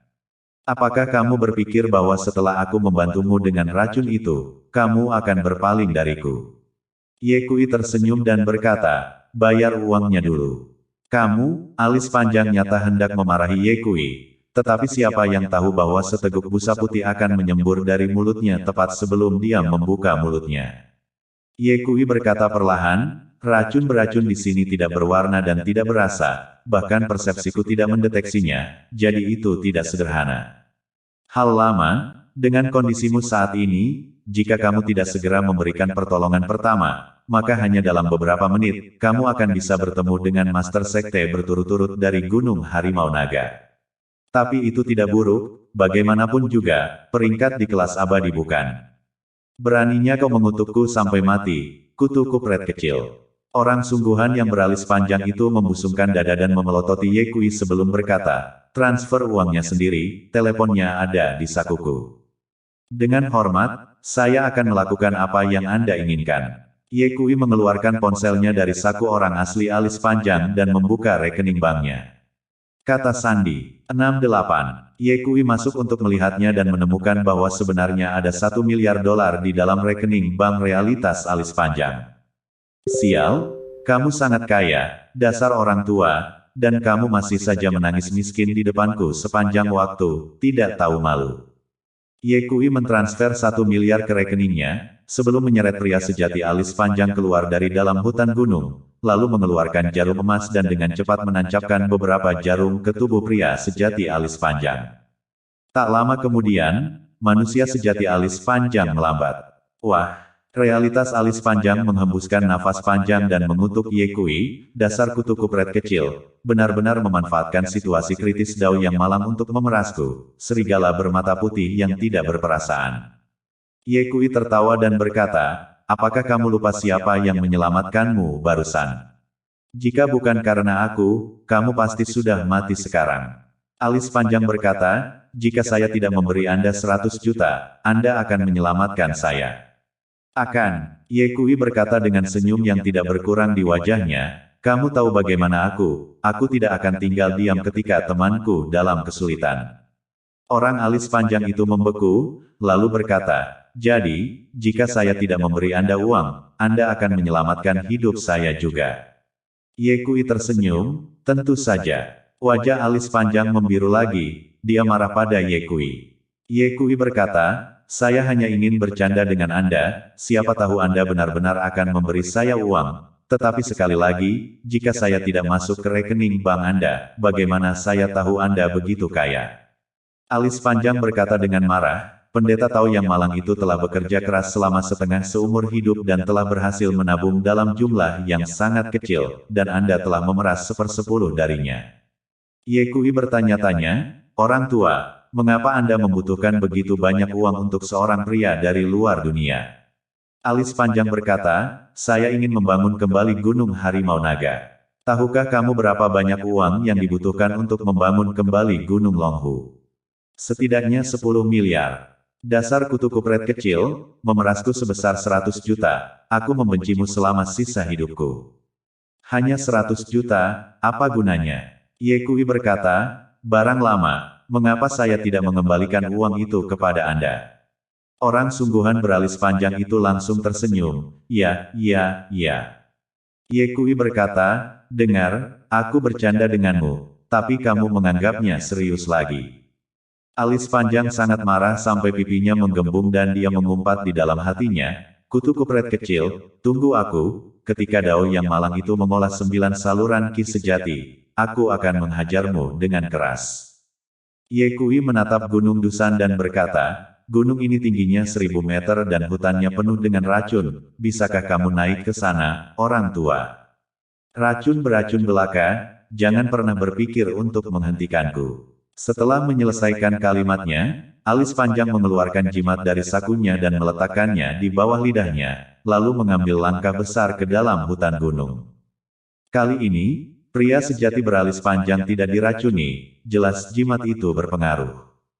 Ye Kui, yang kebal terhadap semua racun dan tidak memiliki kekhawatiran, juga berjalan ke hutan gunung dan mengikuti pria sejati Long Mei di gunung. Perjalanannya sangat mulus. Dia tidak menemui bahaya lebih lanjut. 10 menit kemudian, Ye Kui dan realitas alis panjang tiba di puncak gunung. Semua suara menjadi hening. Mereka berdua mengangkat mata mereka dan melihat bahwa puncak gunung menutupi area seluas 100 hektar, dengan lembut terangkat di sekelilingnya dan cekung di tengahnya, seperti sebuah pot. Di tengah cekungan itu, terdapat sebuah danau bundar. Danau itu hanya sebesar rumah, seperti cermin. Permukaan danau sangat tenang, dan dari waktu ke waktu angin mengerutkan permukaannya dengan sedikit gelombang. Perlahan-lahan, kabut samar muncul, dan di bawah sinar bulan, tampak seperti gadis cantik yang ditutupi cadar. Meskipun pemandangan di sini indah, namun terlihat sedikit kumuh dibandingkan dengan yang dikenal dunia sebagai Gunung Changbai Tianchi. Kolam surgawi. Dao yang malang akhirnya menemukan kolam surgawi. Alis panjang berkata, menunjuk ke danau, anak nakal, Taois yang malang itu tidak berbohong padamu, bukan? Karena kita telah menemukan kolam surgawi, kita akan segera melihat kota emas. Begitu kita memasuki kota emas, Dao yang malang akan bisa mendapatkan harta karun yang berat. Ketika kita mendapatkan harta karun yang berat, itu hanya masalah waktu sebelum kita bisa menghidupkan kembali kejayaan Gunung Harimau Naga. Itu sudah dekat. Hahaha. Long Mei yang asli tertawa terbahak-bahak, sangat bersemangat sampai-sampai dia hampir menangis kegirangan. Ye Kui sangat tenang dan bertanya, orang tua, apakah kamu yakin kota emas ada di bawah kolam surgawi ini? Saya yakin. Dong Xuan yang asli adalah penguasa Tao, dia tidak akan berbohong kepada keturunannya. Setelah menyelesaikan kalimatnya, orang asli yang beralis panjang itu tidak sabar untuk berlari dengan liar ke arah kolam surgawi. Ye Kui mengikuti. Ketika keduanya tiba di depan kolam surgawi, mereka menemukan pada saat yang sama bahwa suhu di sini lebih tinggi daripada di tempat lain dan semuanya hangat. Suhu di sini. Sebelum Ye Kui dapat menyelesaikan kata-katanya, orang sungguhan bermata panjang itu tertawa dan berkata, tempat di mana urat naga menyatu secara alami berbeda dari tempat biasa. Anak nakal, apakah kamu tidak memperhatikan bahwa air di dalam kolam surgawi itu hangat? Oh, Ye Kui sedikit penasaran dan membungkuk untuk menjangkau dan menguji suhu air. Benar saja, seperti yang dikatakan Long Mei Zhen, air di kolam surgawi terasa hangat, diperkirakan 40–50 derajat. Tempat ini memiliki pemandangan yang bagus dan sumber air panas alami. Jika kita melakukan pariwisata, prospeknya pasti sangat bagus. Begitu kata-kata Ye Kui jatuh, kelopak matanya tiba-tiba bergetar hebat dan perasaan tidak nyaman yang kuat melonjak di dalam hatinya. Hati Ye Kui langsung meningkatkan kewaspadaannya, dan matanya melihat sekeliling, mencoba menemukan sumber kegelisahan. Namun, tidak ada yang ditemukan. Benda tua, hati-hati, aku punya firasat bahwa tempat ini tidak sederhana. Ye Kui memperingatkan. Orang asli yang beralis panjang tidak berpikir begitu, anak nakal, kamu terlalu khawatir, tidak ada bahaya di sini. Ye Kui bertanya, bagaimana kamu begitu yakin? Pria sejati Dong Xuan telah berada di sini dan tidak mengatakan bahwa ada bahaya di sini. Orang asli alis panjang berkata, berjalan ke kolam surgawi dan berjongkok, sambil menggunakan tangannya untuk merasakan suhu air, sambil menoleh ke Ye Kui berkata, anak nakal kecil, belum lagi, jika tempat ini dibuat untuk pariwisata, memang sangat bagus, sayang sekali ini adalah area terlarang. Tiba-tiba, Ye Kui melihat bayangan putih bergegas keluar dari dalam kolam surgawi, terbang menuju orang yang beralis panjang. Hati-hati, saat Ye Kui memperingatkan dengan keras, pedangki terinspirasi dari ujung jarinya. Wosh! Bayangan putih itu sangat cepat, menghindari pedangki dan langsung berbalik ke dalam kolam surgawi.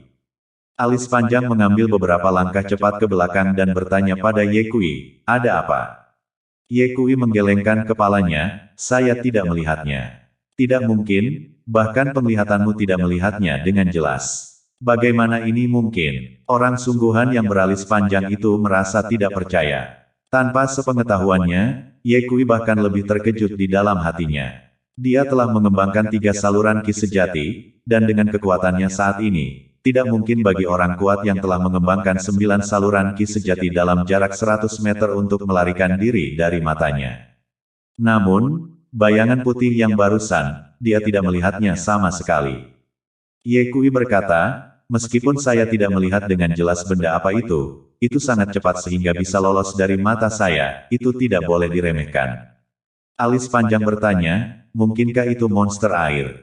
Ye Kui menggelengkan kepalanya, jelas bukan monster air, bayangan putih barusan hanya sepanjang 1 kaki, bagaimana mungkin itu monster air? Namun, aku merasakan aura pembunuhan barusan. Jika saya tidak menggunakan pedangki saya tepat waktu, mungkin saja Anda akan menderita kerugian besar. Alis panjang berkata dengan cemberut, ini masalah.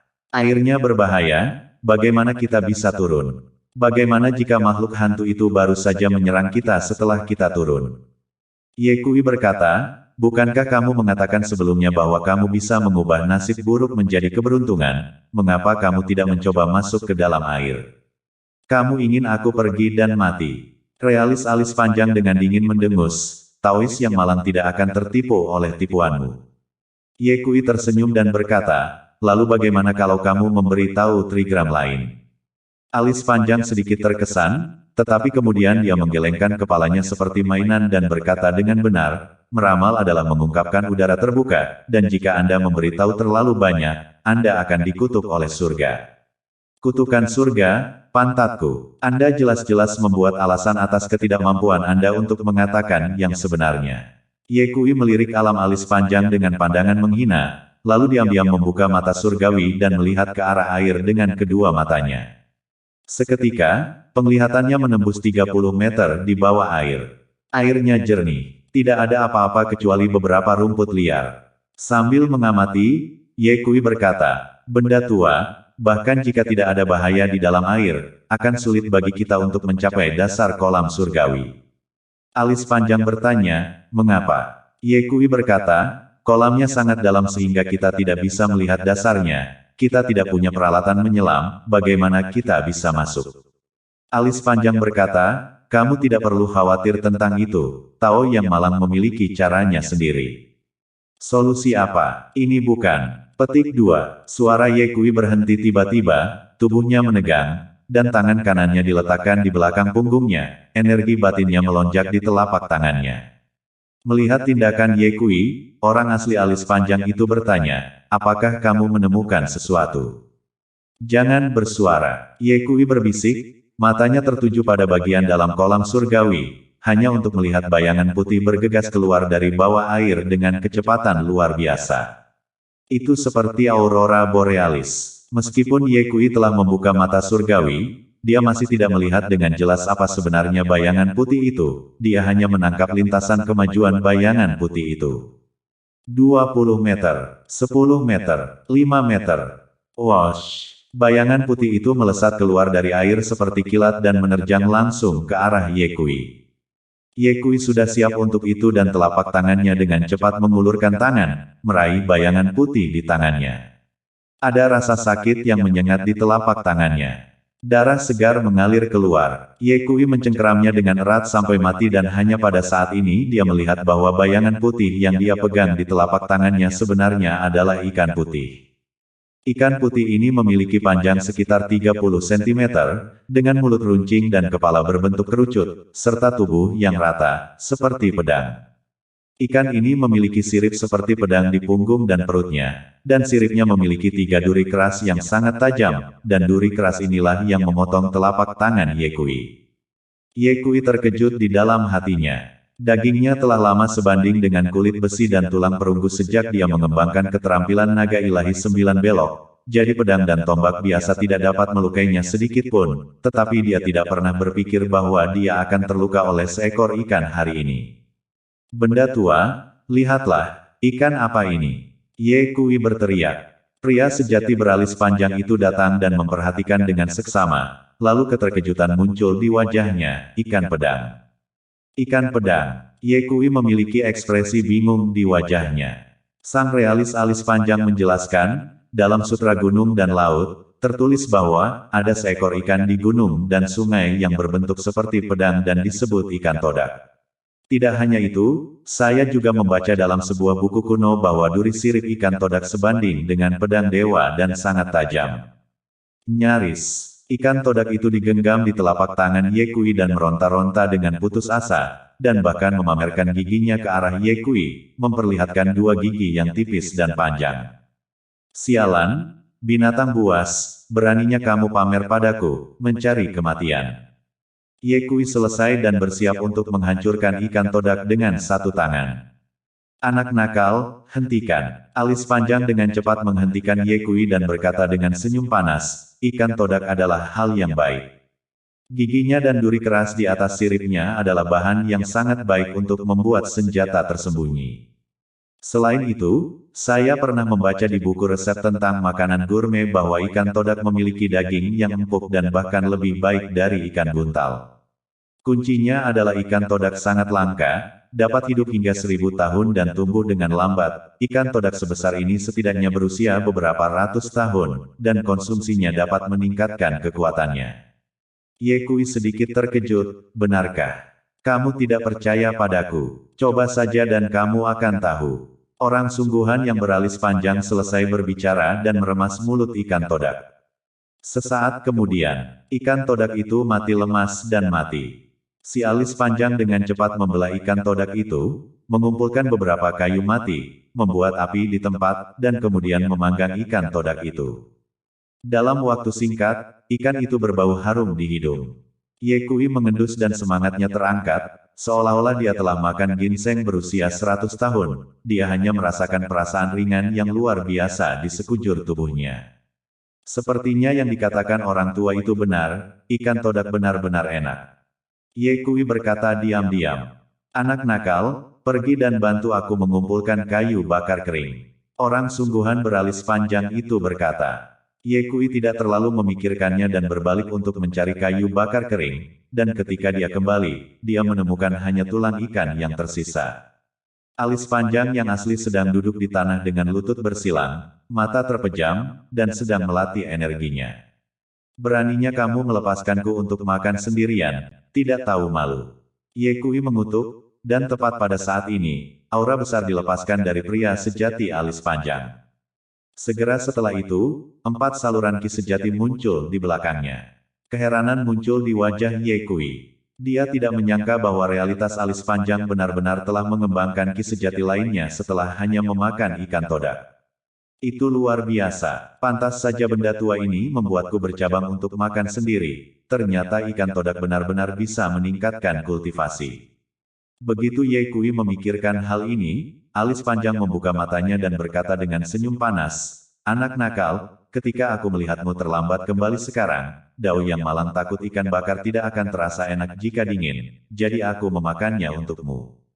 Jangan marah." Dao yang malang berpikir, ada lebih dari 1 ikan todak di dalam kolam surgawi, kita bisa makan besar nanti. Ye Kui mengutuk, memalukan. Alis panjang berkata, pura-pura tidak mendengar, kamu telah melihat efek ikan todak, Dao yang malang hanya makan 1 dan menembus ki sejati keempat, anak nakal, apakah kamu iri? Biar ku beritahu, kamu tidak perlu iri pada Dao yang malang, kamu juga akan menerobos setelah makan ikan todak. Menurut teks kuno, ikan todak adalah makhluk yang berkerumun, pasti ada beberapa lagi di dalam kolam surgawi ini. Aku akan memancing mereka keluar, anak nakal, kamu bertugas menangkap mereka. Setelah orang sungguhan beralis panjang itu selesai berbicara, dia berjalan ke kolam surgawi, lalu menggigit jari tengahnya dan mengeluarkan setetes darah. Darah itu jatuh ke dalam kolam surgawi. Anehnya, setelah setetes darah ini masuk ke dalam air, darah tersebut mengambang di permukaan dan tidak melebur bersama air.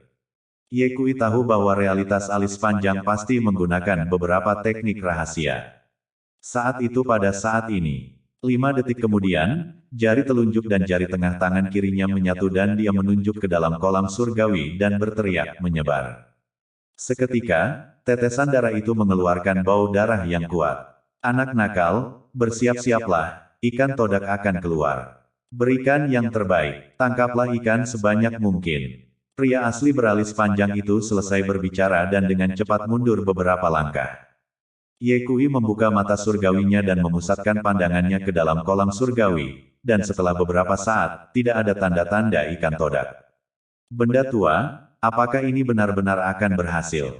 Ye Kui mengungkapkan keraguannya. Alis panjang berkata dengan keyakinan, anak nakal, kamu harus percaya padaku, Dao yang malang tidak akan berbohong kepada siapapun kecuali kamu. Saat ikan todak keluar, kamu harus mencoba yang terbaik untuk menangkap sebanyak mungkin, jangan tunjukkan belas kasihan.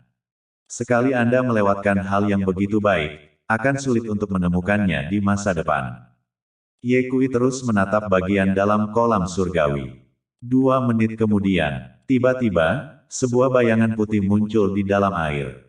Ini dia. Ye Kui segera memberikan perhatian penuh, menatap bayangan putih itu, telapak tangannya melonjak dengan energi internal, siap untuk menyerang kapan saja. Segera setelah itu, dia melihat bayangan putih kedua, bayangan putih ketiga, dan bayangan putih keempat. Ratusan sosok ikan todak muncul. Sial, mengapa begitu banyak? Ye Kui sedikit tercengang. Ikan-ikan todak ini seperti aliran cahaya, bergegas naik dari bawah kolam surgawi dengan kecepatan tinggi dan menuju ke lokasi di mana tetesan darah berada. Ye Kui segera mengeluarkan penjepit jarumnya dan menggenggam lusinan jarum emas dengan kedua tangannya, menunggu sampai ikan todak itu akan bergegas keluar dari air saat dia menyerang. Swoosh, swoosh, swoosh, titik. Sebuah jarum emas melesat, membunuh puluhan ikan todak dalam sekejap. Ketika ikan-ikan todak ini mati, mereka mengambang di permukaan air dengan perut menghadap ke langit. Merasakan adanya bahaya, ikan todak yang lain segera berbalik dan bergegas menuju dasar kolam surgawi. Ye Kui dengan cepat menyelamatkan semua ikan todak yang telah ditikam sampai mati oleh jarum emas. Melihat begitu banyak ikan todak, alis panjang berkata dengan senyum di wajahnya, panen besar. Panen besar. Anak nakal, setelah memakan ikan todak ini, budidaya kita pasti akan meningkat pesat.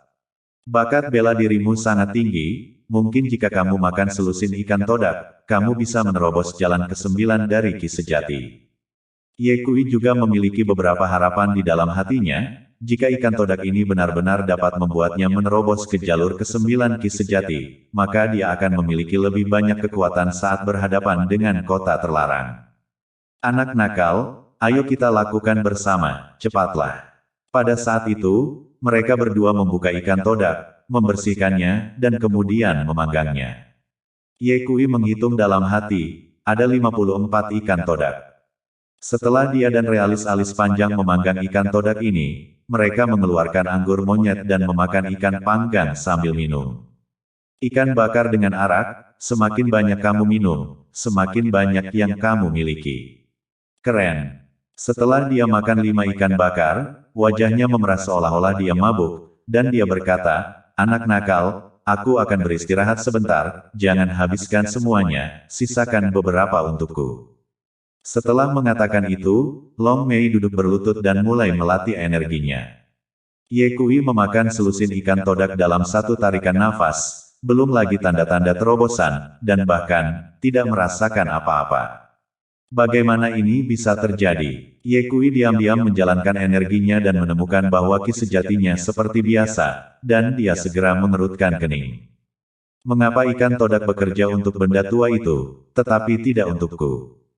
Mungkinkah aku belum cukup makan? Itu tidak benar, makhluk tua itu pecah setelah makan hanya 1 ikan todak pertama kali, dan sekarang dia akan pecah lagi setelah makan 5 ikan todak, tapi aku sudah makan selusin, jadi kenapa tidak ada efeknya? Ye Kui bingung dan hanya makan sekitar 20 ikan todak lagi. Tiba-tiba, aura besar terpancar dari realitas alis panjang, dan 5 saluran ki sejati muncul di belakangnya. Sial! Benda tua ini telah menerobos lagi. Mata Ye Kui memerah karena iri. Orang asli alis panjang membuka matanya dan menyeringai, anak nakal, aku tidak berbohong padamu, kan, ikan todak bisa meningkatkan kekuatanmu. Dao yang malang telah mengembangkan 5 saluran ki sejati. Hah, kamu makan begitu banyak dan tidak menerobos. Ye Kui tertekan berkata, saya makan ikan todak tanpa efek. Orang asli alis panjang itu tertegun, tidak mungkin, ikan todak bekerja untukku, bagaimana mungkin itu tidak bekerja untukmu? Ye Kui berkata, saya tidak tahu mengapa. Mungkinkah itu ada hubungannya dengan ki sejati bawaan yang kamu kembangkan? Alis panjang bertanya. Mungkin, Ye Kui telah lama menemukan bahwa jauh lebih sulit untuk menerobos ki sejati bawaan daripada ki sejati yang diperoleh. Selain itu, setiap kali dia menerobos sekarang, dia harus menghadapi kesengsaraan surgawi yang kuat, dan jika dia tidak berhati-hati, dia akan terkubur di bawahnya. Anak nakal, ikan todak ini tidak efektif melawanmu, jadi lebih baik aku memakannya. Saat alam alis panjang berbicara, dia memakan semua ikan todak yang tersisa. Segera, dia membuat terobosan lain dan mengembangkan prana keenamnya. Ye Kui merasa tertekan. Dia berpikir bahwa dia juga akan menerobos, tetapi dia tidak pernah berpikir bahwa dia akan berakhir menjadi orang tua. Ketika terobosan selesai, alis panjang berdiri di depan kolam surgawi dengan tangan terlipat seperti seorang master duniawi, dan kemudian berkata, pada saat ini, Dao yang malang dalam suasana hati yang sangat bersemangat, jadi saya menggubah sebuah lagu. Sial, benda tua ini bertingkah lagi. Ye Kui mengutuk. Orang asli yang beralis panjang itu berkata dengan keras, Jiang Chengxi, ikan pedang Tianqi. Lapar di tengah malam, di gunung yang sepi, di sebelah kolam surgawi. Seekor ikan todak, bagaimana saya bisa memakannya? 100 jarum emas di tanganku, memancing ikan todak, membuka perutku. Kaki ayam, babat, domba panggang, dan itu, sup pedas. Ini tidak sebagus ikan todak. Jangan menyesal, ayo lewat sini. Ketika dia selesai membaca, Long Eyebrow menoleh ke arah Ye Kui dan bertanya, anak nakal, apakah saya menulis lagu ini dengan baik? Ye Kui berkata, lirik Anda. Kata-katanya belum selesai. Orang asli alis panjang mengambil alih kata-kata itu dan tertawa, apakah Anda akan mengatakan bahwa Dao yang malang itu menulisnya dengan sangat baik? Jangan memuji Tao yang malang, atau Tao yang malang akan bangga. Seperti kata pepatah lama, kesombongan membuat seseorang tertinggal, kerendahan hati membuat seseorang berkembang. Tapi sekali lagi, standar penulisan lirik Tao yang malang hanyalah rata-rata, tidak sebagus Sudongpo. Bukan hanya tidak sebanding, tapi juga 100.000 mil lebih buruk. Ye Kui baru saja meludah di dalam hatinya ketika dia mendengar realis alis panjang berkata, tapi itu masih lebih dari cukup untuk dibandingkan dengan Shin Qiji. Jangan menghina Shin Qiji, oke. Anda tidak pantas mendapatkannya. Ye Kui ingin meninju wajah orang tua ini. Benda tua, hentikan omong kosong ini, atau pikirkan cara untuk turun. Kata Ye Kui. Dao malang ini sudah siap. Long Eyebrow berkata, duduk di tanah dan melepas sepatu kainnya, lalu mengeluarkan 4 jimat yang menguning dari bagian bawah sepatunya dan menyerahkan 2 kepada Ye Kui. Ye Kui tampak jijik, sebelum jimat-jimat itu diterima di tangannya, dia mencium bau asam. Dia ingin muntah. Itu hanya beberapa jimat, menyembunyikannya dengan sangat erat. Apakah itu perlu? Ye Kui berkata dengan jijik. Alis panjang menjelaskan, anak nakal kecil, jangan meremehkan beberapa jimat ini. Mereka ditarik oleh tangan Dong Xuan Sen Sen, yang mengandalkan jimat ini untuk mencapai dasar kolam surgawi saat itu. Oh, keheranan muncul di wajah Ye Kui saat dia mengambil jimat dan membukanya. Langsung menemukan fitur luar biasa dari jimat itu. Jimat itu digambar di atas perkamen. Satu goresan penuh dengan irama Taoisme. Apakah ini jimat penghindaran air? Ye Kui mengenalinya. Orang asli alis panjang berseru, "Yo, aku tidak menyangka kamu anak yang memiliki wawasan. Kamu mengenalinya sekilas." Lumayan, ini persis jimat penghindaran air. Alasan mengapa Ye Kui mengenalinya adalah karena jimat ini telah dicatat dalam warisan leluhur keluarga Ye. Hanya saja, jimat penghindaran air adalah jimat tingkat lanjut, dan dengan tingkat kultivasi Ye Kui saat ini, dia belum bisa menggambarnya. Dari sini, dapat dilihat bahwa tingkat kultivasi realitas Dong Xuan tidak terduga. Realis alis panjang berkata, Dong Xuan realis awalnya meninggalkan lusinan jimat penghindaran air, tapi sayangnya, mereka digunakan oleh tuanku yang kalah, dan sekarang hanya ada 4 yang tersisa. Tapi dengan jimat penghindar air ini, kita bisa dengan mudah memasuki kolam surgawi dan keluar darinya. Ye Kui berkata, meskipun jimat penghindar air akan memungkinkan kita untuk memasuki kolam surgawi, tapi hal lama, jangan lupa bahwa masih banyak ikan todak di dalam kolam surgawi. Bagaimana jika kita menghadapi serangan ikan todak setelah kita turun ke air? Orang asli alis panjang itu tertawa dan berkata, anak nakal, dengan tingkat kultivasi Anda, apakah Anda masih takut pada beberapa ikan todak? Ye Kui berkata, jika hanya ada sedikit, tentu saja saya tidak takut, tapi bagaimana jika ada ribuan ikan todak yang menyerang? Ikan todak sangat cepat dan siripnya sangat tajam, jika diserang oleh ribuan ikan todak, akan merepotkan. Tidak perlu khawatir, seekor ikan todak saja tidak akan berani menyerang kita. Kata si alis panjang dengan penuh percaya diri. Ye Kui memandang Long Mei Zhen Zhen dan bertanya, apa yang bisa kamu lakukan? Realis alis panjang mengeluarkan segenggam jimat api dari lengan bajunya dan menyerahkannya kepada Ye Kui, berkata, ikan todak takut pada api. Jimat api digambar dengan tanganku sendiri, dan bisa terbakar di lingkungan apapun. Bahkan di dalam air. Baru pada saat itulah Ye Kui menyadari bahwa realitas alis panjang telah membuat persiapan penuh untuk menemukan harta karun yang berat di dalam kota emas. Kalau begitu, tidak ada waktu untuk kalah. Ayo turun dan lihatlah. Ye Kui mengambil jimat api dan memasukkannya ke dalam sakunya. Anak nakal, cara menggunakan jimat penghindaran air sangat sederhana. Cukup pegang langsung di bawah lidahmu. Kata realis alis panjang. Ye Kui berkata, tunjukkan padaku bagaimana melakukannya. Orang asli alis panjang meletakkan jimat penghindar air di bawah lidahnya dan berkata, maukah kamu melakukannya sekarang? Seketika itu juga, wajah Ye Kui tersenyum cerah.